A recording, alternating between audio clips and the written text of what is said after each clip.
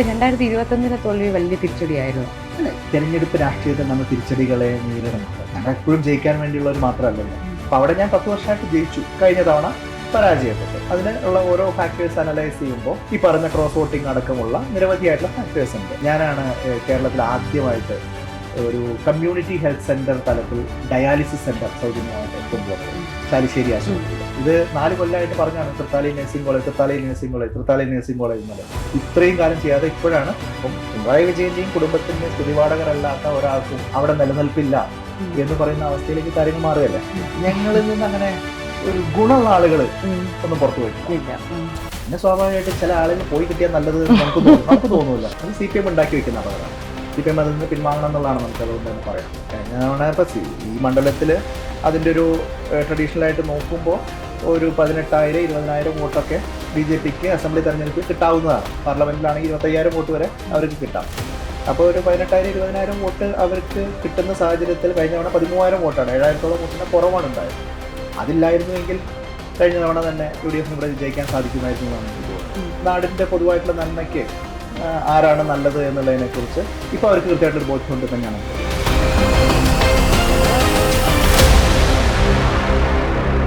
പക്ഷെ ഇതൊക്കെ പറയുമ്പോഴേ ഇപ്പോൾ ഈ തെരഞ്ഞെടുപ്പിൽ UDF ജയിച്ചാൽ അത് ന്യൂനപക്ഷത്തിന്റെ വിജയമാണെന്ന് വരുത്തി തീർക്കാനുള്ള ഒരു നറേറ്റീവ് ഇപ്പൊ തന്നെ സെറ്റ് ചെയ്ത് വെച്ചിട്ടുണ്ട്.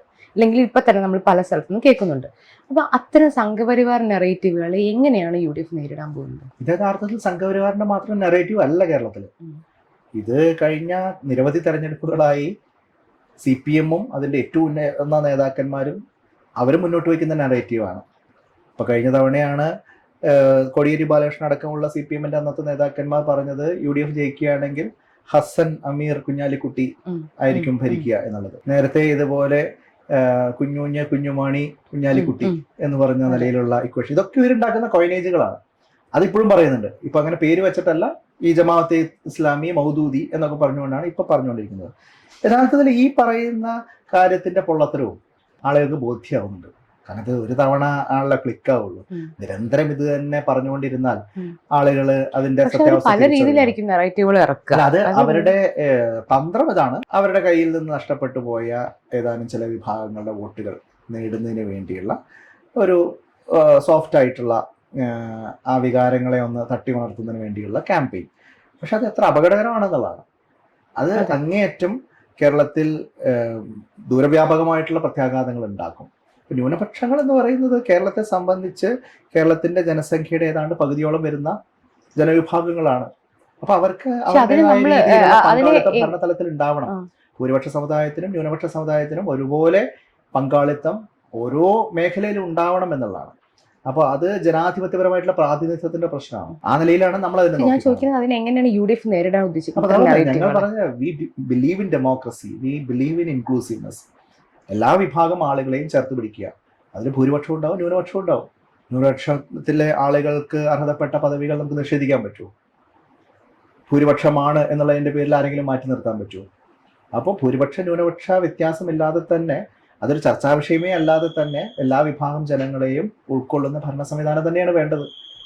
അത് വേണ്ട എന്ന് ആഗ്രഹിക്കുന്നത് പൂർണ്ണമായിട്ടൊരു എക്സ്ക്ലൂസിവിസ്റ്റ് ആയിട്ടുള്ള ഐഡിയോളജി വിശ്വസിക്കുന്ന ആളുകളാണ്.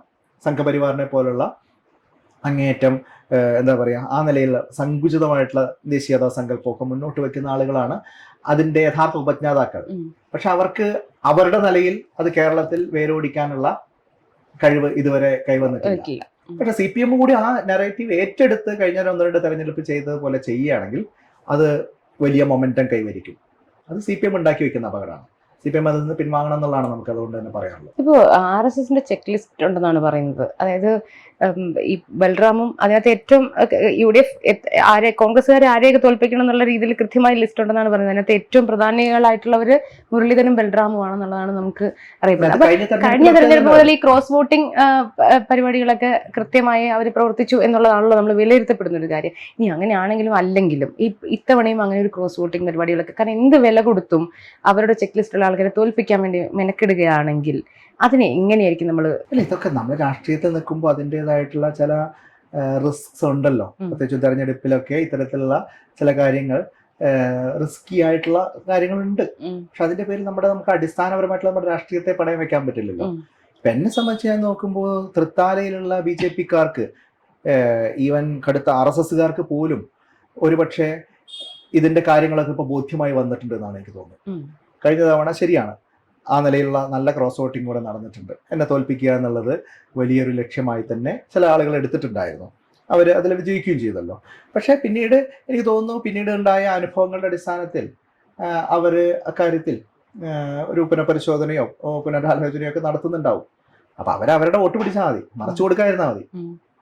കഴിഞ്ഞ തവണ ഇപ്പൊ ഈ മണ്ഡലത്തില് അതിന്റെ ഒരു ട്രഡീഷണൽ ആയിട്ട് നോക്കുമ്പോൾ ഒരു 18,000 20,000 വോട്ടൊക്കെ BJP-ക്ക് അസംബ്ലി തെരഞ്ഞെടുപ്പിൽ കിട്ടാവുന്നതാണ്. പാർലമെന്റിലാണെങ്കിൽ 25,000 വോട്ട് വരെ അവർക്ക് കിട്ടാം.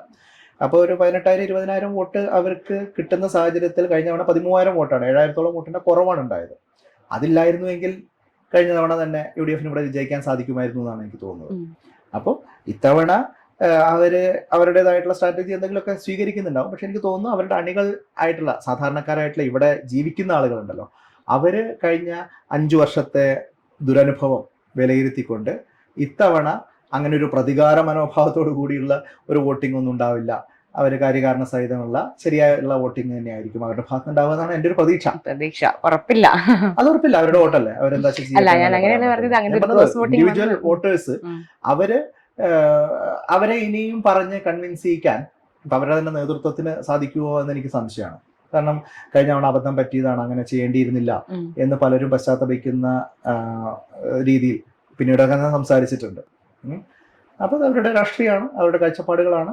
പക്ഷെ നാടിന്റെ പൊതുവായിട്ടുള്ള നന്മയ്ക്ക് ആരാണ് നല്ലത് എന്നുള്ളതിനെ കുറിച്ച് ഇപ്പൊ അവർക്ക് കൃത്യമായിട്ടൊരു ബോധ്യമുണ്ട് തന്നെയാണ് എന്റെ പ്രതീക്ഷ. 2021 തോൽവി വലിയ തിരിച്ചടിയായിരുന്നു. അല്ലെ, തെരഞ്ഞെടുപ്പ് രാഷ്ട്രീയത്തിൽ നമ്മൾ തിരിച്ചടികളെ നേരിടണമല്ലോ. നമ്മൾ എപ്പോഴും ജയിക്കാൻ വേണ്ടിയുള്ളവർ മാത്രമല്ലല്ലോ. പക്ഷെ ജയിക്കുമ്പോഴും തോൽക്കുമ്പോഴും നമ്മൾ എന്തുകൊണ്ടാണ് ജയിക്കുന്നത്, എന്തുകൊണ്ടാണ് തോൽക്കുന്നത് എന്നുള്ള ബോധ്യം അവനവനുണ്ടാവുക എന്നുള്ളതാണ്. ഇപ്പൊ ഞാൻ പറഞ്ഞല്ലോ, തൃത്താല നിയോജക മണ്ഡലം എന്ന് പറയുന്നത് ഒരു UDF അനുകൂല മണ്ഡലമല്ല, വളരെ ബലാബലമുള്ള മണ്ഡലമാണ്. ആ ബലാബലത്തിൽ തന്നെ ഒരല്പം ഇടതുപക്ഷത്തിന് മേൽക്കൈയുള്ള മണ്ഡലമാണ്. അപ്പൊ അവിടെ ഞാൻ 10 വർഷമായിട്ട് ജയിച്ചു, കഴിഞ്ഞ തവണ പരാജയപ്പെട്ടു. അതിന് ഉള്ള ഓരോ ഫാക്ടേഴ്സ് അനലൈസ് ചെയ്യുമ്പോൾ ഈ പറഞ്ഞ ക്രോസ് വോട്ടിംഗ് അടക്കമുള്ള നിരവധിയായിട്ടുള്ള ഫാക്ടേഴ്സ് ഉണ്ട്. അന്നുണ്ടായ ചില തെറ്റിദ്ധാരണകളുണ്ട്. എന്നെ തോൽപ്പിക്കണമെന്ന് പല ആളുകൾക്ക് വന്ന് തോന്നിയതിനുള്ള ചിലപ്പോൾ ഇൻഡിവിജ്വലോ അങ്ങനെയായിട്ടുള്ള കാരണങ്ങളുണ്ട്. പക്ഷെ ഈ 5 വർഷത്തിന് ഇപ്പുറം തിരിഞ്ഞു നോക്കുമ്പോൾ അത്തരത്തിലുള്ള പല കാരണങ്ങളും ഇന്നില്ല. പൊതുവിൽ തന്നെയുള്ള രാഷ്ട്രീയ അന്തരീക്ഷം UDF-ന്റെ ഒരു തിരിച്ചുവരവിനെ കേരളം ആഗ്രഹിക്കുന്ന തരത്തിലാണ്. തൃത്താലയും അങ്ങനെ തന്നെയായിരിക്കും. കാരണം കഴിഞ്ഞ 5 വർഷത്തെ ഇവിടുത്തെ ഒരു വികസന മുരടിപ്പ്, പുതിയ കാര്യങ്ങളൊന്നും നടക്കാത്ത അവസ്ഥ, എൻ്റെ കാലത്ത് ഭരണാനുമതി വരെയോ അല്ലെങ്കിൽ അതിൻ്റെ എല്ലാ തരത്തിലുള്ള നടപടിക്രമങ്ങൾ പൂർത്തീകരിച്ച് നിർവഹണ ഘട്ടത്തിലേക്ക് എത്തിയ പദ്ധതികൾ പോലും 5 വർഷത്തിന് ശേഷവും പൂർത്തീകരിക്കപ്പെടാത്ത തരത്തിലുള്ള അവസ്ഥയുണ്ട്, പ്രധാനപ്പെട്ട പദ്ധതികളടക്കം. അപ്പൊ അതൊക്കെ ആളുകൾ കാണുകയല്ലേ. അപ്പൊ അതുകൊണ്ട് തന്നെ ഇത്തവണ ആളുകൾക്ക് കൃത്യമായിട്ട് നല്ല ക്ലാരിറ്റിയോടുകൂടി തന്നെ പോളിംഗ് ബൂത്തിലേക്ക് പോകാൻ സാധിക്കുമെന്നാണ് എൻ്റെ പ്രതീക്ഷ. പക്ഷേ ഇപ്പം ബൽറാമിനെ ആണെങ്കിൽ നമ്മൾ പല ഉപതെരഞ്ഞെടുപ്പുകളിലും പാർലമെന്റ് തിരഞ്ഞെടുപ്പിലും ഒക്കെ പേര് പറഞ്ഞു കേട്ടിരുന്നു, തുടക്കത്തിൽ സ്ഥാനാർത്ഥിയാവാൻ വേണ്ടിയിട്ടില്ല. അപ്പൊ ശരിക്കും അതിനൊന്നും നിൽക്കാതെ ശരിക്കും തൃത്താലയ്ക്ക് വേണ്ടി തന്നെ തയ്യാറെടുക്കുമായിരുന്നു. ഇത്രയും എന്റെ മനസ്സിൽ ഞാനൊരു തീരുമാനം എടുത്തത്, എന്നെ 5 വർഷത്തേക്ക് ജനങ്ങൾ റിജക്ട് ചെയ്തതാണല്ലോ. 5 വർഷമാണല്ലോ എന്റെ കാലാവധി. ആ ജനവിധിയെ ഉൾക്കൊള്ളണമെന്ന് എനിക്ക് ആഗ്രഹം ഉണ്ടായിരുന്നു. എന്നാൽ അതിന്റെ ഇടയിൽ പാർട്ടി ആവശ്യപ്പെട്ടിരുന്നെങ്കിൽ ഞാൻ ഒരുപക്ഷെ മറ്റേ തെരഞ്ഞെടുപ്പിൽ ഒരുപക്ഷെ മത്സരിക്കുമായിരുന്നു. അങ്ങനെ ഉപതെരഞ്ഞെടുപ്പിലൊക്കെ നിങ്ങൾ പറഞ്ഞ പോലെ എനിക്ക് തോന്നുന്നു മിക്കവാറും എല്ലാ ഉപതെരഞ്ഞെടുപ്പിലും എനിക്ക് തോന്നുന്നു പുതുപ്പള്ളിയിൽ ഒഴിച്ച് എന്റെ പേര് വന്നില്ലായിരുന്നു. ബാക്കി എല്ലാ ഉപതെരഞ്ഞെടുപ്പിലും എന്റെ പേര് വന്നായിരുന്നു. പക്ഷെ ഞാനായിട്ട് ഒരിടത്ത് പോലും ഇതിന്റെ ഇടയിൽ അത്തരത്തിലുള്ള ഒരു ശ്രമം നടത്തിയിട്ടില്ല. തൃത്താലയിൽ തന്നെയാണ് എന്റെ പ്രവർത്തനത്തിന്റെ ഒരു മേഖല ഞാൻ കേന്ദ്രീകരിച്ചിരുന്നത്. ഞാൻ KPCC വൈസ് പ്രസിഡന്റ് ആയി അതിന് ശേഷം, തെരഞ്ഞെടുപ്പ് പുരോഗമനത്തിന് ശേഷമാണ്. അപ്പൊ അതിന്റെ ഭാഗമായിട്ട് സംഘടനാപരമായിട്ടുള്ള കാര്യങ്ങളുടെ ഭാഗമായിട്ട് കേരളം മുഴുവൻ ഓടി നടക്കുക തന്നെയായിരുന്നു. ആഴ്ചയിൽ ഒരു 3-4 ദിവസമെങ്കിലും പല സ്ഥലങ്ങളിലുള്ള പരിപാടികളും ഒക്കെ ആയിട്ട് സംഘടനാ പ്രവർത്തനമായിട്ട് മുന്നോട്ട് പോയിരുന്നു. പക്ഷെ അപ്പോഴും എന്റെ ബേസ് തൃത്താലയായിരുന്നു. തൃത്താലയിൽ നിന്ന് പോകുന്നു, തൃത്താലയിലേക്ക് വരുന്നു എന്നുള്ള നിലയിലായിരുന്നു. അപ്പൊ ഇവിടെ തന്നെയാണ് എന്റെ ഭാവിയിലും രാഷ്ട്രീയം ഉണ്ടാകുന്നത്. പക്ഷെ അപ്പുറത്ത് MP രാജേഷാണ് എന്താ സംഭവിക്കാതെ പുള്ളിയെ കുറിച്ചൊരു പോസിറ്റീവ് ആയിട്ടുള്ള കാര്യം പറയാൻ പറ്റും. അല്ല എന്റെ എതിരാളിയെ കുറിച്ച് ഇപ്പൊ ഞാനൊരു പോസിറ്റീവായിട്ട് പറയുക, ഞാൻ നെഗറ്റീവായിട്ട് പറയുക, രണ്ടിനും പ്രസക്തി ഇല്ല. പറഞ്ഞു നോക്ക്. അദ്ദേഹം എന്റെ എതിരാളിയാണ്. കുറെ കാലമായിട്ട് നമുക്ക് വ്യക്തിപരമായിട്ടും രാഷ്ട്രീയത്തിലും പരിചയമുള്ള ആളാണല്ലോ. വ്യക്തിപരമായിട്ട് എനിക്ക് അങ്ങനെ ഒരുപാട് അടുത്ത പരിചയമില്ല, പരിചയമാണ്. ആ നിലയിലുള്ള ഞങ്ങള് പറഞ്ഞ പോലെ ഒരേ ജില്ലയിൽ നിന്നുള്ള രാഷ്ട്രീയ പ്രവർത്തകരാണ്. അദ്ദേഹം MP ആയിരുന്നു, ആ സമയത്ത് ഞാൻ MLA ആയിരുന്നു. പിന്നീട് അദ്ദേഹം തെരഞ്ഞെടുപ്പ് പരാജയപ്പെട്ടു. അതിനുശേഷം അദ്ദേഹം ഇവിടെ വന്നു, ഇവിടെ എന്നെ പരാജയപ്പെടുത്തി. പിന്നീട് അദ്ദേഹം സ്പീക്കറായി, മന്ത്രിയായി, അങ്ങനെയുള്ള കുറെ കാര്യങ്ങൾ ഏറ്റുമുട്ടൽ ഇറങ്ങുമ്പോ എന്തായിരിക്കും രാജേഷിൽ നിന്ന് നമ്മൾ വെല്ലുവിളിയായിരിക്കുന്ന ഭയക്കുന്ന ഒരു സാഹചര്യം? അല്ല, ഇത്തവണത്തെ വെല്ലുവിളി എന്ന് പറയുന്നത് കേരളത്തിലെ മുഴുവൻ മാഫിയകളും ഈ തൃത്താലയിൽ കേന്ദ്രീകരിച്ച് നടത്താൻ ഇരിക്കുന്ന പ്രചരണങ്ങളും അവരൊഴുക്കുന്ന പണത്തിന്റെ ധാരാളിത്തവും ഒക്കെ ഇപ്പൊ തന്നെ ഫീൽ ചെയ്തു തുടങ്ങിയിട്ടുണ്ട്. കാരണം ഇപ്പൊ ഞാൻ പറഞ്ഞല്ലോ, തെരഞ്ഞെടുപ്പ് പ്രഖ്യാപിച്ചിട്ടില്ല, ഇപ്പൊ തന്നെ പ്രധാന പത്രങ്ങളിലൊക്കെ 4 പേജ് സപ്ലിമെന്റുകൾ കൊടുത്തു കഴിഞ്ഞു. അപ്പോ അത് തെരഞ്ഞെടുപ്പ് കണക്കിൽ വരാത്ത കാര്യമായിട്ട് വരും. അപ്പൊ ആ നിലയിലുള്ള വലിയ പ്രചരണങ്ങൾ നടക്കുകയാണ്. സർക്കാരിന്റെ ഫണ്ട് ഉപയോഗിച്ചുകൊണ്ടുള്ള വലിയ ഘോഷയാത്രകളും വലിയ പരിപാടികളും നടത്തുന്നു. വലിയ എക്സ്ട്രാവഗൻസയാണ് അത്തരത്തിലുള്ള പല കാര്യങ്ങളും ചെയ്യുന്നത്. അപ്പൊ അതിനൊക്കെയുള്ള അവസരമുണ്ട്. അദ്ദേഹം മന്ത്രിയാണ്, അദ്ദേഹത്തിന്റെ വകുപ്പിന്റെ ആഭിമുഖ്യത്തിലാണ് ഒരു പരിപാടി ഇവിടെ ചാലിശ്ശേരിയിൽ 10 ദിവസം നീണ്ടുന്ന പരിപാടി നടത്തുന്നു. അതിൽ കുറെ സെലിബ്രിറ്റീസിനെ കൊണ്ടുവരുന്നു, നല്ല ആളൊക്കെ കൂടിയിട്ടുള്ള പരിപാടിയാണ്. അപ്പോൾ അതൊക്കെ അവർക്ക് ഭരണത്തിലിരിക്കുമ്പോൾ കിട്ടുന്ന ചില പ്രിവിലേജുകളാണല്ലോ. അപ്പൊ അതൊക്കെ അവർ നല്ല രീതിയിൽ ഉപയോഗപ്പെടുത്തുന്നുണ്ട്, നല്ല PR വർക്ക് നടക്കുന്നുണ്ട്. അപ്പൊ അതൊക്കെ പിന്നെ മന്ത്രിമണ്ഡലമാണ്, അതിൻ്റെതായിട്ടുള്ള കുറച്ച് പ്രഷറും വേറെ വിധത്തിലുണ്ടല്ലോ. മന്ത്രിമണ്ഡലം എന്ന് പറയുമ്പോൾ ഞാൻ പറഞ്ഞ പോലെ വികസന കാര്യങ്ങളിൽ ആ നിലയിൽ തൃത്താലയുടെ കാലങ്ങളായിട്ടുള്ള പ്രശ്നങ്ങൾ പരിഹരിക്കാൻ വേണ്ടിയിട്ട് ആ മന്ത്രി പദവി ഉപയോഗിച്ചില്ല എന്നുള്ള വിമർശനമാണല്ലോ. ഞാൻ നേരത്തെ സൂചിപ്പിച്ചല്ലോ, ഒരു പുതിയ സ്കൂളിൽ പോലും അഡീഷണൽ ആയിട്ടൊരു +1 ബാച്ച് അനുവദിക്കപ്പെട്ടില്ല. കുട്ടികൾക്ക് ബാധിക്കുന്ന കാര്യമാണ്. ഞാൻ കൊണ്ടുവന്നതാണ് തൃത്താലയിലെ ഗവൺമെന്റ് കോളേജ്. അന്ന് ഞാനത് കൊണ്ടുവരുന്ന സമയത്ത് തൽക്കാലത്തേക്ക് കോളേജ് കൊണ്ടുവരാൻ വേണ്ടി 3 കോഴ്സുകളാണ് ആരംഭിച്ചത്. ലാബ് സൗകര്യമൊന്നും വേണ്ടാത്ത ഒരു BCom, ഒരു BA ഇംഗ്ലീഷ്, അതുപോലെ തന്നെ BSc മാത്തമാറ്റിക്സ്. 3നും ലാബും മറ്റു കാര്യങ്ങളൊന്നും വേണ്ടല്ലോ. അപ്പൊ തുടങ്ങുന്ന അവസ്ഥയിൽ ആ 3 ഡിഗ്രി കോഴ്സ് വെച്ചിട്ടാണ് തുടങ്ങിയത്. ഇപ്പോൾ MLA ഫണ്ട് കൊണ്ട് ഞാൻ തന്നെ കെട്ടിയ 5 കോടിയുടെ വലിയ കെട്ടിടമുണ്ട്. എൻ്റെ കാലത്ത് കിഫ്ബിയിൽ നിന്ന് അനുവദിച്ച സർക്കാരിന്റെ കെട്ടിടം 8 കോടിയുടെ കെട്ടിടം, അതും പൂർത്തീകരിക്കപ്പെട്ടിട്ടുണ്ട്. പക്ഷേ ഇപ്പൊ എല്ലാ സൗകര്യങ്ങളും ഉണ്ട്. പക്ഷെ പുതിയതായിട്ട് അഡീഷണൽ ആയിട്ട് ഒരു കോഴ്സ് പോലും അവിടെ ആരംഭിച്ചിട്ടില്ല. അപ്പൊ സ്വാഭാവികമായിട്ടും നല്ല ഒരുപാട് കോഴ്സസ് ഒക്കെ കൊണ്ടുവന്ന കോളേജിനെ വേറെ തലത്തിലേക്ക് ഉയർത്തിയെടുക്കാൻ ഈ 5 വർഷം കൊണ്ട് സാധിക്കുമായിരുന്നു. അതൊന്നും ചെയ്തിട്ടില്ല. ഇപ്പം ഞാനാണ് കേരളത്തിൽ ആദ്യമായിട്ട് ഒരു കമ്മ്യൂണിറ്റി ഹെൽത്ത് സെന്റർ തലത്തിൽ ഡയാലിസിസ് സെന്റർ സൗജന്യമായിട്ട് കൊണ്ടുവന്നത് ചാലിശ്ശേരി ആശുപത്രിയിൽ. അതായത് അന്ന് ജില്ലാ ആശുപത്രികൾ കഴിഞ്ഞ് താലൂക്ക് ആശുപത്രികളിൽ പോലും ഡയാലിസിസ് സെന്ററുകളൊന്നും ഇല്ല. പട്ടാമ്പി താലൂക്ക് ആശുപത്രിയിൽ ഇപ്പോഴും ഇല്ല. അപ്പോഴാണ് 10 വർഷം മുമ്പ് ഞാൻ ചാലിശ്ശേരിയിലെ കമ്മ്യൂണിറ്റി ഹെൽത്ത് സെന്ററിൽ ഒരു ഡയാലിസിസ് സെന്റർ കൊടുക്കും. അന്ന് 5 മെഷീൻ വെച്ചിട്ടാണ് തുടങ്ങിയത്. ഈ 5 വർഷമായിട്ടും ആ മെഷീൻ ഒന്ന് മാറ്റി വെക്കാൻ പോലും, അതിന്റെ കാലാവധി പലതും കഴിയാണ്, കാലപ്പഴക്കം കൊണ്ട് 10 വർഷമായല്ലോ. 5 മെഷീൻ 6 മെഷീനാക്കാൻ അദ്ദേഹത്തിന് കഴിഞ്ഞിട്ടില്ല. എന്നിട്ട് ഇപ്പൊ ഇന്നലെ അവിടെ ഒരു സ്വകാര്യ വ്യക്തി അവിടെ 5 മെഷീന്റെ ഒരു പുതിയ കെട്ടിടം അതിനുവേണ്ടി ഫണ്ട് അദ്ദേഹത്തിന്റെ പിതാവിന്റെ പേരിൽ അനുവദിച്ച് അതിന്റെ എന്താ പറയാ തറക്കല്ലിടലിന് ഇതേ മന്ത്രി അവിടെ പങ്കെടുക്കുന്ന കൗതുകമായിട്ടുള്ള കാഴ്ചയും ഞാനുണ്ട്. 5 വർഷമായിട്ട് അദ്ദേഹത്തിന് ഗവൺമെന്റ് ഫണ്ട് ഉപയോഗിച്ച് കൊണ്ടുവരാൻ പറ്റാതെ അവസാനം ഒരു സ്വകാര്യ വ്യക്തി സ്വന്തം പിതാവിന്റെ സ്മരണാർത്ഥം നടത്തുന്ന പ്രവർത്തനത്തിന്റെ തറക്കല്ലിടേണ്ടി വന്നു. അതും തറക്കല്ലേ ആയിട്ടുള്ളൂ. ഇപ്പൊ ഇന്നലെ പിഞ്ഞാന്നിട്ടായിരുന്നു, 2 ദിവസം മുമ്പായിരുന്നു. അപ്പോൾ അതാണ് അവസ്ഥ നമ്മുടെ പല പദ്ധതികളുടെയും. അതുപോലെ തന്നെ 2020-ലും 2021-ലും ഒക്കെ ഭരണാനുമതിയായ, അതായത് അവസാന സമയത്ത് കോവിഡിന്റെ കൂടി കാലമാണല്ലോ, ആ സമയത്ത് ഭരണാനുമതിയായ പല റോഡുകളൊക്കെ 2024-ലും 2025-ലും ഒക്കെയാണ് പൂർത്തീകരിക്കപ്പെടുന്നത്. അപ്പൊ അത്രയും വലിയൊരു ഡിലേ ഉണ്ടാവുന്നത്. അപ്പൊ മന്ത്രി മണ്ഡലം എന്ന നിലയിലുള്ള ആ നിലയിലുള്ള ഒരു മാറ്റം ഇവിടെ ഉണ്ടായിട്ടില്ല എന്നുള്ളതാണ്. ഇപ്പൊ എന്റെ കാലത്താണ് ഞാൻ ഒരു കമ്മ്യൂണിറ്റി സ്കിൽ പാർക്ക് കൊണ്ടുവന്നത്. കേരളത്തിൽ തന്നെ 7-8 സ്ഥലങ്ങളിൽ മാത്രമേ ഉള്ളൂ നമ്മുടെ ഇവിടെ. അതിൽ തന്നെ ഏറ്റവും റൂറൽ ആയിട്ടുള്ള സ്ഥലമാണ് ഞങ്ങളുടെ ചാത്തന്നൂരിൽ ഞങ്ങൾ കൊണ്ടുവന്നത്. ഏതാണ്ട് 20-22 കോടി രൂപയുടെ ഇൻവെസ്റ്റ്മെന്റ് ഉള്ള സ്ഥാപനമാണ്. അവിടെയും നല്ല കോഴ്സ് തുടങ്ങാനോ അതിനൊന്ന് കാലാനുസൃതമായിട്ട് നടത്താനോ അതുപോലത്തെ വേറെ എന്തെങ്കിലും ഇൻസ്റ്റിറ്റ്യൂഷൻ കൊണ്ടുവരാനോ ഒരു ഇൻസ്റ്റിറ്റ്യൂഷൻ എന്ന നിലയിൽ കാര്യമായിട്ടൊന്നും കാണുന്നില്ല.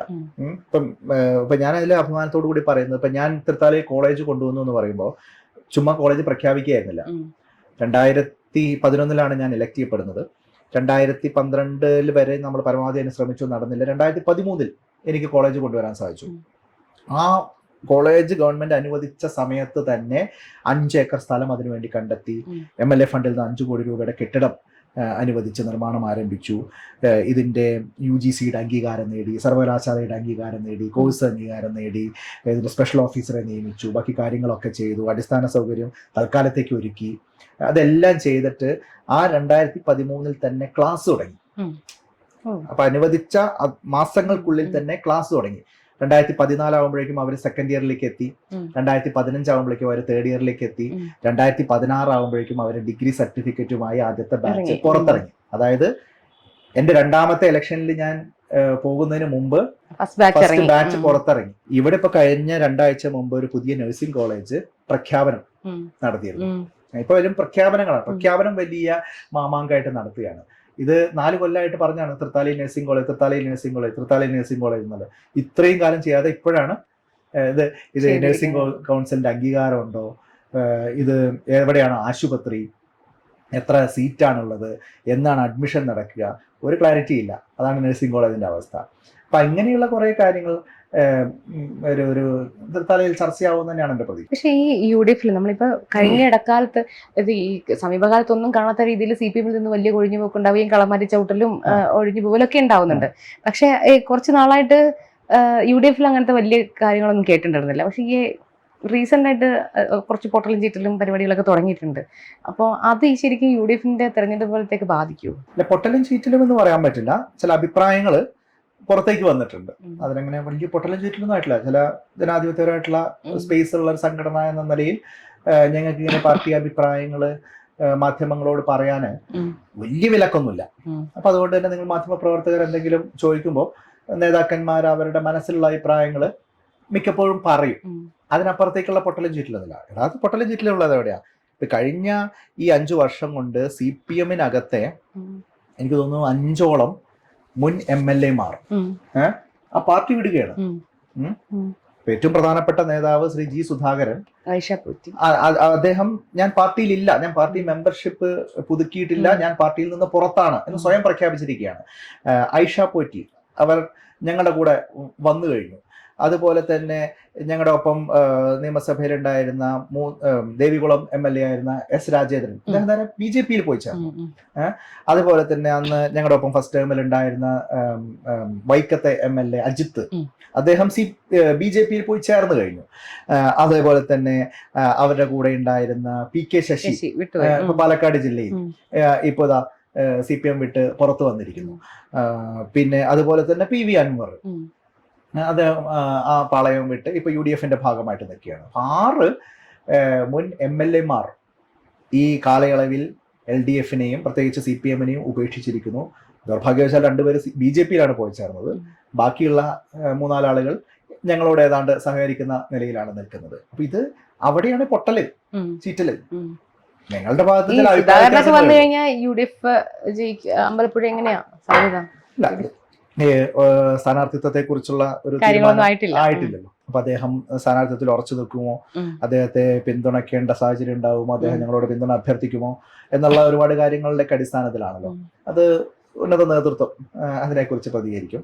പക്ഷെ ഏതായാലും ശരി, അദ്ദേഹം CPM വിട്ടു എന്ന് അദ്ദേഹം തന്നെയാണ് പറയുന്നത്. CPM-നെ സംബന്ധിച്ച് എത്ര വലിയ നേതാവ് അദ്ദേഹം.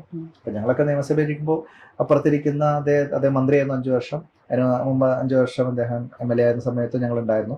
അപ്പോൾ വളരെ ബഹുമാനത്തോടു കൂടി CPM-ന്റെ ആധികാരിക വക്താവായിരുന്നു. അതിന്റെ പ്രത്യയശാസ്ത്രത്തെ ഉൾക്കൊണ്ടുകൊണ്ട് മറുപടി പറയുന്ന ആളായിരുന്നു അദ്ദേഹം. അപ്പൊ അങ്ങനെയുള്ള ആളുകൾക്ക് പോലും നിൽക്കാൻ കഴിയാത്ത പാർട്ടിയായി പിണറായി വിജയന്റെ നേതൃത്വത്തിലുള്ള CPM മാറിക്കഴിഞ്ഞു, MV ഗോവിന്ദന്റെ നേതൃത്വത്തിലുള്ള CPM മാറിക്കഴിഞ്ഞു എന്നുള്ളതാണ് അതിൽ കാണാൻ സാധിക്കുന്നത്. അപ്പം പിണറായി വിജയന്റെയും കുടുംബത്തിന്റെയും സ്തുതിപാഠകരല്ലാത്ത ഒരാൾക്കും അവിടെ നിലനിൽപ്പില്ല എന്ന് പറയുന്ന അവസ്ഥയിലേക്ക് കാര്യങ്ങൾ മാറുകയല്ലേ. അത് ഒരു കമ്മ്യൂണിസ്റ്റ് പാർട്ടിയെ സംബന്ധിച്ച് വലിയൊരു അധപ്പതനല്ലേ. മുൻപൊന്നും ഈ നിലയിൽ ഉണ്ടായിട്ടില്ല. എപ്പോഴെങ്കിലും ഒക്കെ ഉണ്ടായിട്ടുണ്ടാവും, പക്ഷെ ഈ നിലയിൽ ഉണ്ടായിട്ടില്ല. അതാണ് വ്യാപകമായിട്ട് നമ്മൾ സ്ഥിരമായിട്ട് ഒരു സംഗതി സെറ്റിംഗ്സ് ഉള്ളതാണല്ലോ. UDF-ൽ അഭിപ്രായങ്ങളുണ്ടെന്നേ, അത്രയും ഞാൻ അതിനെ കാണുന്നുള്ളൂ. UDF-ൽ അഭിപ്രായങ്ങളുണ്ട്. അഭിപ്രായങ്ങൾ പറഞ്ഞ പോലെ നിങ്ങൾ മാധ്യമങ്ങൾ ചോദിച്ചാൽ പറയും, അത് സ്വാഭാവികമാണ്. അതിനപ്പുറത്ത് ഒരു പൊട്ടലും ചീറ്റലും എന്നുള്ള നിലയിലോ അല്ലെങ്കിൽ ഞങ്ങളിൽ നിന്ന് അങ്ങനെ ഒരു ഗുണമുള്ള ആളുകൾ ഉം. ഒന്നും പുറത്തു പോയിട്ടില്ല. ഇല്ല. പിന്നെ സ്വാഭാവികമായിട്ടും ചില ആളുകൾ പോയി കിട്ടിയാൽ നല്ലത് എന്ന് നമുക്ക് തോന്നുമല്ലോ. പാർട്ടിക്ക് അങ്ങനെ യാതൊരു കോൺട്രിബ്യൂഷനും ഇല്ലാത്ത കുറെ ആളുകൾ, അങ്ങനെയുള്ള കുറെ ആളുകളൊക്കെയാണ് ഞങ്ങളുടെ നിന്ന് പോയിരിക്കുന്നത്. ഞങ്ങളുടെ നിന്ന് ചില ആളുകൾ പോയിട്ടുണ്ട്. അപ്പൊ KV തോമസ് ഞങ്ങൾ പോയി, ഞങ്ങൾക്ക് വല്ല നഷ്ടമുണ്ടോ? KV തോമസ് പോയതിനു ശേഷം ഹൈബി ഈഡൻ അവിടെ 2.5 ലക്ഷം വോട്ടിനാണ് ജയിക്കുന്നത്. അവിടെ നിയമസഭയിലും അതിലുള്ള വലിയ നേട്ടമാണ് ഉണ്ടായത്. തൃക്കാക്കര തെരഞ്ഞെടുപ്പിന്റെ പശ്ചാത്തലത്തിലാണല്ലോ KV തോമസ് പോയത്. 25,000 വോട്ടിനല്ലേ ഞങ്ങൾ അതിന് ശേഷം അവിടെ ജയിക്കുന്നത്. അപ്പൊ അദ്ദേഹത്തെ അവിടെ കൊണ്ടുപോയിട്ട് എല്ലാ കാര്യം ഉണ്ടായിരുന്നോ? അതുപോലെ തന്നെ ഇപ്പൊ പാലക്കാട് ജില്ലയിൽ നിന്നും അവർക്ക് പല തലമുറയിൽപ്പെട്ട ആളുകൾ പോയല്ലോ. അവരൊക്കെ പോയത് സമാധാനം എന്ന് ഞങ്ങൾക്ക് കാണാന്നല്ലാണ്ട് അവർ പോയി വലിയ നഷ്ടമായി, പാർട്ടിക്ക് വലിയ ക്ഷീണമായി എന്ന് നമുക്ക് പറയാൻ പറ്റും. ഉദാഹരണം പറയുകയാണെങ്കിൽ ഇപ്പൊ നിങ്ങൾ പറഞ്ഞ പേര്, ഇപ്പൊ PK ശശി CPM എന്ന് പുറത്തു വരുന്നത് 10,000-6,000 ആളുടെ വലിയ ഒരു പരിപാടി പാലക്കാട് ജില്ലയിൽ നിന്നുള്ള പല ഭാഗത്തു നിന്നുള്ള അദ്ദേഹത്തിന്റെ സപ്പോർട്ടേഴ്സിനെ വിളിച്ചു ചേർത്തുകൊണ്ടാണ് ചെയ്യുന്നത്. ഞങ്ങളുടെ കൂട്ടത്തിൽ നിന്ന് ഓട്ടോറിക്ഷയിലാണ് പോകുന്നത്. നേരെ CPM ജില്ലാ കമ്മിറ്റി ഓഫീസിലേക്ക് പോകുന്നു. അവിടെ ചെല്ലുമ്പോൾ CPM ജില്ലാ നേതാക്കന്മാരെ മുഴുവൻ അവിടെ വരി നിന്ന് ചുവന്ന ഷോള് ഇട്ട് കൊടുക്കുന്നു. ആ ചുവന്ന ഷാൾ വാങ്ങിയിരിക്കുകയാണ്. എന്നിട്ട് അവർ വലിയ പദവികൾ കൊടുക്കുന്നു. ഒരാൾക്ക് 80,000 രൂപ സാലറിയിൽ, ഒരാൾക്ക് ദേവസ്വം ബോർഡിന്റെ പ്രസിഡന്റ് സ്ഥാനം, വേറെ ആൾക്ക് വേറെ എന്തൊക്കെയോ ഏതൊരു ബോർഡിന്റെ കോർപ്പറേഷൻ അങ്ങനത്തെ സ്ഥാനങ്ങളൊക്കെ കൊടുക്കുക അലങ്കരിക്കുകയാണ്. പക്ഷെ അവരൊന്നും ഒരാളെ പോലും ഈ പാർട്ടിയിൽ നിന്ന് കൊണ്ടുപോയിട്ടില്ല. യാഥാർത്ഥ്യമാണല്ലോ. അവർക്ക് പോലും അങ്ങനെ ഒരു അവകാശവാദമല്ല. അതേസമയം CPM എന്ന് ഓരോരുത്തരും പുറത്തു പോരുന്നത് ഒരു വലിയ മാസമായിട്ടാണ്. അത് നമുക്ക് UDF സംബന്ധിച്ച് ഗുണകരമാവോ ശരിക്കും? ഏത് ഇത്തരം ആൾക്കാർ മാസമായിട്ട് നമ്മുടെ അടുത്തേക്കൊക്കെ വരുന്നതേ? അങ്ങനെ CPM ഞങ്ങളുടെ പ്രധാന രാഷ്ട്രീയ എതിരാളികളാണല്ലോ. ഞങ്ങളുടെ മുഖാമുഖം പോരാടുന്നത്. അതുകൊണ്ട് തന്നെ CPM-നകത്ത് അത്തരത്തിലുള്ള ക്ഷീണം ഉണ്ടാകുന്നത് ഞങ്ങൾക്ക് വലിയ വിഷമമുള്ള കാര്യമല്ലല്ലോ. അതാണല്ലോ രാഷ്ട്രീയം. അല്ല, അത് അവരുടെ സ്വയം ചെയ്യുന്നത്. ഞങ്ങൾ ആരും ഓപ്പറേറ്റ് ചെയ്യുന്നല്ലോ. ഇപ്പൊ PK ശശിയെ ഞങ്ങൾ ഓപ്പറേറ്റ് ചെയ്ത് പാർട്ടിയിൽ നിന്ന് പുറത്താക്കിയല്ലോ. അല്ലെങ്കിൽ ഞങ്ങൾ എന്തെങ്കിലും ഓഫർ കൊടുത്ത് അദ്ദേഹത്തെ, ഇപ്പൊ G സുധാകരനെ പോലെയുള്ള ആളെ ഞങ്ങൾക്ക് അങ്ങനെ സ്വാധീനിച്ച് മാറ്റാൻ കഴിയുമോ? പറ്റുമോ? ഇല്ല. അങ്ങനെ മാറുന്ന ആളുകൾ BJP-യിലേക്ക് ചിലപ്പോൾ പോയിട്ടുണ്ടാവും. ഇപ്പം CPM-ന്റെ 2 MLA-മാര് BJP-യിൽ പോയതാണ്. അതിൽ അവർക്ക് എന്തൊക്കെയാണ് ഓഫർ കൊടുത്തിരിക്കുന്നത് അറിയില്ല. പക്ഷെ ഞങ്ങളുടെ ഭാഗത്തേക്ക് പൈസ പോറ്റി വേറെ അവരങ്ങനെ മറ്റു രീതിയിലുള്ള സ്വാധീനത്തിന്റെ ഭാഗമായിട്ടല്ലല്ലോ വന്നത്. അപ്പൊ ഞങ്ങളുടെ കൂട്ടത്തിലേക്ക് വരുമ്പോൾ അവർക്ക് നല്ല അംഗീകാരം ഞങ്ങൾ കൊടുക്കും. കാരണം ഐഷ പോറ്റി എന്ന് പറഞ്ഞാൽ വളരെ ജനകീയമായിട്ടുള്ള ഒരു ജനപ്രതിനിധിയായിരുന്നു. ഞങ്ങൾക്ക് വ്യക്തിപരമായിട്ടൊക്കെ വലിയ ബോധ്യമുള്ള കാര്യം. ഞാൻ ഐഷ പോറ്റി ചെയർമാൻ ആയിരുന്ന നിയമസഭാ സമിതിയിൽ ഞാൻ അംഗമായിട്ട് ഞാൻ അവരോടൊപ്പം പ്രവർത്തിച്ചു. വളരെ നല്ല രീതിയിൽ ഇടപെടുന്ന, ആളുകളോടും നല്ല രീതിയിൽ സമീപനം സ്വീകരിക്കുന്ന സ്ത്രീയാണ്. അപ്പൊ അവർ ഞങ്ങളുടെ ഒപ്പം വരുമ്പോൾ നിങ്ങൾക്ക് സന്തോഷമാണ്, ഞങ്ങൾ അവരെ സ്വീകരിക്കുന്നു. അതല്ലാതെ അവിടെ നിന്ന് കുത്തിത്തിരിപ്പുണ്ടാക്കി അവിടെ നിൽക്കാൻ കഴിയാതെ പുറത്തു വരുന്ന ഏതെങ്കിലും ഒരാളെ ഒന്നും നോക്കാണ്ട് ഞങ്ങൾ എടുക്കുകയല്ല. അൻവർ തന്നെ ചില രാഷ്ട്രീയ വിഷയങ്ങളല്ലേ മുന്നോട്ട് വെച്ച്. പിണറായി വിജയന്റെ പോലീസ് പൂർണ്ണമായി RSS വൽക്കരിക്കപ്പെട്ടിരിക്കുന്നു. ADGP മുതലുള്ള ഉന്നത ഉദ്യോഗസ്ഥന്മാർ മുഴുവൻ RSSന്റെ ചട്ടങ്ങളായിട്ട് പ്രവർത്തിക്കുന്നു എന്ന് പറയുന്നത് വളരെ വാലിഡ് ആയിട്ടുള്ള പോയിന്റ് അല്ലേ ശ്രീ അൻവർ മുന്നോട്ട് വെച്ച്. അൻവർ ആരായിരുന്നു? ഞങ്ങളെയൊക്കെ വലിയ രീതിയിൽ സോഷ്യൽ മീഡിയയിൽ ആക്രമിച്ചിരുന്ന ആളാണ്. പിണറായി വിജയനെ പിതൃതുല്യനായിട്ട് വിശേഷിപ്പിച്ചിരുന്ന ആളാണ്. ചെറിയ തോതിലൊന്നുമല്ല. അപ്പൊ അദ്ദേഹത്തിന് പോലും ആ തിരിച്ചറിവ് ഉണ്ടായി. അദ്ദേഹം പുറത്തു വന്നതിന് ശേഷമാണ് ഞങ്ങളുമായിട്ട് സഹകരിക്കുന്ന സാഹചര്യം വന്നത്. എന്നിട്ട് പോലും ഞങ്ങൾ നേരത്തെ സഹകരിക്കല്ലോ. നിയമസഭാ തെരഞ്ഞെടുപ്പ്, നിലമ്പൂരിൽ ഉപതെരഞ്ഞെടുപ്പ് വന്ന സമയത്ത് അൻവർ ബലം പിടിച്ചപ്പോൾ അൻവർ മത്സരിക്കുന്നല്ലേ പറഞ്ഞേ. അൻവറിന്റെ ശക്തി തെളിയിക്കാനുള്ള അവസരം കൊടുത്തതിന് ശേഷമാണല്ലോ. അൻവർ ഇല്ലാതെയും ഞങ്ങൾക്ക് ജയിക്കാൻ സാധിച്ചു, നല്ല ഭൂരിപക്ഷത്തിൽ ജയിക്കാൻ സാധിച്ചു. അതിനുശേഷം അൻവർ വീണ്ടും ആ നിലപാടിൽ ഉറച്ചു നിന്നുകൊണ്ട് അദ്ദേഹം മുന്നോട്ട് വരുമ്പോൾ സ്വാഭാവികമായിട്ട് ഞങ്ങൾക്ക് സ്വീകരിക്കാൻ വിമുഖത കാണിക്കേണ്ട കാര്യമില്ലല്ലോ. കാരണം അദ്ദേഹം ഉന്നയിച്ച പോയിന്റുകൾ വാലിഡ് അല്ലേ. അപ്പൊ അതിന് ഞങ്ങൾ അദ്ദേഹത്തെ സ്വീകരിക്കുകയാണ്. അദ്ദേഹം ഇപ്പൊ ഞങ്ങളുടെ ഒരു മുന്നണി പോരാളിയായിട്ട് നിൽക്കുകയാണ്. ഇനി വ്യക്തിപരമായൊരു ചോദ്യം ചോദിക്കട്ടെ. നമ്മള് കഴിഞ്ഞ ദിവസം ഞാൻ ഫേസ്ബുക്കിലൊരു പോസ്റ്റ് കണ്ടു, ഷൂ ലൈസ് ഒക്കെ ഇട്ടിട്ട് വാടാ മക്കളെ കോട നേരായിട്ടൊക്കെ പറഞ്ഞിട്ടുള്ള ഒരു പോസ്റ്റ്. അപ്പൊ അത് ശരിക്കും നമ്മുടെ മോർണിംഗ് വാക്കിന്റെ ഭാഗമായിട്ടാണോ അതോ ഇലക്ഷന്റെ റേസിന്റെ ഭാഗമായിട്ടാണോ? എന്താ സംഭവം? ഇലക്ഷൻ റേസിലേക്ക് നമ്മൾ തമ്മിൽ ബന്ധമുണ്ടോ ഈ മോർണിംഗ് വാക്കും ഈ ഇലക്ഷനും പരിപാടിയൊക്കെ? അല്ല, ഞങ്ങൾ രാഷ്ട്രീയ പ്രവർത്തകരായിട്ടുള്ള ഞങ്ങൾ എന്ത് ചെയ്താലും അതിനെ ഒരു തെരഞ്ഞെടുപ്പ് ലക്ഷ്യമായിട്ട് കൂട്ടിക്കെട്ടാൻ ആളുകൾക്ക് സ്വാഭാവികമായിട്ടുള്ള സ്വാതന്ത്ര്യം ഉണ്ടല്ലോ. ഞാൻ അതിനെ നിഷേധിക്കുന്നൊന്നുമില്ല. പക്ഷെ മോർണിംഗ് വാക്ക് ഞങ്ങള് വളരെ കൗതുകത്തിന്റെ പേര് തുടങ്ങിയതാണ്. ആദ്യത്തെ ദിവസം ഞാനടക്കം 4 പേരുണ്ടായിരുന്നു. അങ്ങനെ അപ്പൊ അതിന്റെ ഫോട്ടോ ഒക്കെ സ്വാഭാവികമായിട്ടും സാമൂഹ്യ മാധ്യമങ്ങളിലൊക്കെ വന്നപ്പോൾ പിറ്റേ ദിവസം തൊട്ട് ഇങ്ങനെ ഞാനുണ്ട് എന്നൊക്കെ പറഞ്ഞ ആളുകൾ കൂടി വന്നതാണ്. അപ്പൊ പിന്നെ വരുന്ന ആളുകള് വീഡിയോസ് ഒക്കെ എടുത്തു തുടങ്ങി, റീലൊക്കെ ആയിട്ട് തുടങ്ങി. അപ്പൊ അത് കുറേയേറെ ആളുകൾ അറിഞ്ഞ് ഇപ്പൊ നല്ലൊരു കമ്മ്യൂണിറ്റി ആയിട്ട് ഡെവലപ്പ് ചെയ്തിട്ടുണ്ട്. എല്ലാ ദിവസവും ഉണ്ട്, ഇന്നും ഉണ്ടായിരുന്നു. അപ്പൊ എല്ലാ ദിവസവും ഉണ്ട്. അപ്പൊ എല്ലാ ദിവസവും ഞങ്ങളിപ്പോ നോമ്പ് കാലം ആയതുകൊണ്ട് അല്ല കുറച്ച് കിലോമീറ്റർ ഒന്ന് കുറച്ചിട്ടുണ്ട്. സാധാരണഗതിയിൽ 6 കിലോമീറ്റർ 7 കിലോമീറ്റർ, ചില ദിവസങ്ങൾ 10 കിലോമീറ്റർ വരെയൊക്കെ പോയിട്ടുണ്ട്.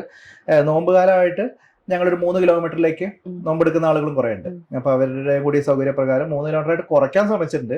പക്ഷേ നടന്നു വരുമ്പോഴാവും ചിലപ്പോൾ അവര് തന്നെ പറയാ, വേണ്ട നമുക്ക് ഒന്നും കൂടി അങ്ങനെ വളഞ്ഞു വരാം, ആ വഴിക്ക് കൂടി പോവാം, അപ്പൊ ഒരു കിലോമീറ്റർ കൂടി ചിലപ്പോൾ കൂടും. പ്രദേശത്തുള്ള ആൾക്കാരാണോ അതോ അങ്ങനെ സ്ഥിരമായിട്ടുള്ള കുറച്ച് പേരുണ്ട്. അതൊരു 10-30 ആളുകള് പല ഭാഗങ്ങളിലായിട്ട് വരും. 30 ഇപ്പൊ നോമ്പ് കാലത്ത് ഒരു 20ഓളം ആളുകളെ അങ്ങനെ പുറത്തുനിന്ന് വരുള്ളൂ. പിന്നെ ഏത് റൂട്ടിലാണോ നമ്മൾ പോകുന്നത് അവിടെ നിന്ന് ഒരു 10-15 ആളുകൾ, അങ്ങനെ ഒരു 50-ൽ താഴെ ആളുകളാണ് സ്ഥിരമായിട്ടുള്ളത്. ചില ദിവസങ്ങളിൽ ചിലപ്പോൾ ഞങ്ങൾ ചില പ്രതീകാത്മകമായിട്ടുള്ള ചില കാര്യങ്ങൾ കൂടി അതിനോട് ചേർത്ത് വെക്കുമ്പോൾ കൂടുതൽ ആളുകൾ വരും. കഴിഞ്ഞ ദിവസം നമ്മൾ യുദ്ധത്തിനെതിരായിട്ടുള്ള ഒരു സന്ദേശം അതിന്റെ ഭാഗമായിട്ട് ഇതിന് മോർണിംഗ് വാക്കിന് അങ്ങനെ മാറ്റാമെന്ന് പറഞ്ഞപ്പോൾ കുറേയേറെ ആളുകൾ പല സ്ഥലങ്ങളിൽ വന്നു ഈ ഒരു കാര്യത്തോട് കുറച്ചുകൂടി താല്പര്യമുള്ള ആളുകൾ. അപ്പൊ അങ്ങനെയൊക്കെ വരുമ്പോൾ ചില ദിവസങ്ങളിൽ നമ്പർ കൂടുന്നുള്ളൂ.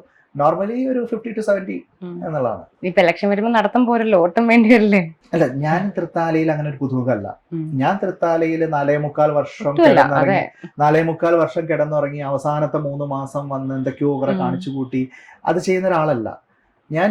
യഥാർത്ഥത്തിൽ ജനപ്രതിനിധി ആയിരിക്കുന്നതിനേക്കാൾ കൂടുതൽ അവൈലബിൾ ആയിരുന്നു കഴിഞ്ഞ 5 വർഷം ഇവിടെ. ഈ സംഘടനാപരമായിട്ടുള്ള തിരക്കുകളൊക്കെ ഉണ്ടാവുമ്പോൾ പോലും തൃത്താല തന്നെയായിരുന്നു എൻ്റെ ബേസ്. അതുകൊണ്ട് തന്നെ ഇലക്ഷൻ സമയത്ത് പ്രത്യേകമായിട്ടുള്ള ഓട്ടമൊന്നുമില്ല. സ്വാഭാവികമായിട്ടുള്ള കാൻഡിഡേറ്റ് ആവുകയാണെങ്കിൽ അതിൻ്റെ കാര്യങ്ങളൊക്കെ ഉണ്ട്. പക്ഷെ എന്നാൽ പോലും ഒരു എന്നെ സംബന്ധിച്ച റൂട്ടീനാണത്, പുതുതായിട്ടൊന്നും ചെയ്യേണ്ടതായിട്ടില്ല.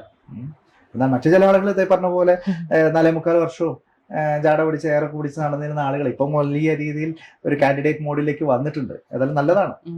അത്തരത്തിലുള്ള ചില മാറ്റങ്ങൾ കാണാൻ കൗതുകമുണ്ട്. കുറച്ച് സോഫ്റ്റ് ആയിട്ടുള്ള സംസാരം അതൊക്കെ നല്ലതാണ്. അച്ചടി ഭാഷയൊക്കെ ഒന്ന് കുറച്ച് മാറുന്നത് നല്ലതാണ്. വീണ്ടും ഒരു MLA ആയി കാണാൻ തന്നെ ഞങ്ങൾക്ക് ഭാഗ്യം ഉണ്ടാവട്ടെ. Thank you so much. നല്ല ഇന്റർവ്യൂ ആയിരുന്നു.